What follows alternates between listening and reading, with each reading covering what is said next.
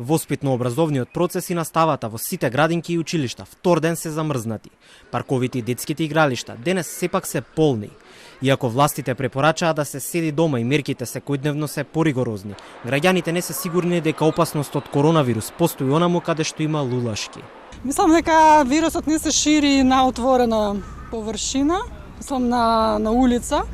И затоа мислам дека во ред ако ние ќе излеземе малце ќе се прошетаме околу реката, не е тоа нешто страшно. Значи не одиме на гости во кафичот, не седиме во ресторанот, значи. А не сега сум дошла на работа, работам со дете и не се плашам, сум излегла како сите. Од што да се плашам? Се плашите за детето? Не, па не сите деца се тука. Што е тоа? Екипата на Телма денес освен по парковите и детските игралишта направи обиколка и на дел од автобуските постојки. Од денес автобусите на ЈСП возат со изменет и редуциран возен ред кој инаку е со важност кога децата се на зимски или на летен распуст. Она што беше повпечатливо на терен е дека ги нема вообичаените турканици на пензионерите, за кои е укинат бесплатниот превоз според новите препораки на владата. И нема старите. Значи, оној што мора да искочи да некоја работа, искачате, иначе прилично е намалено.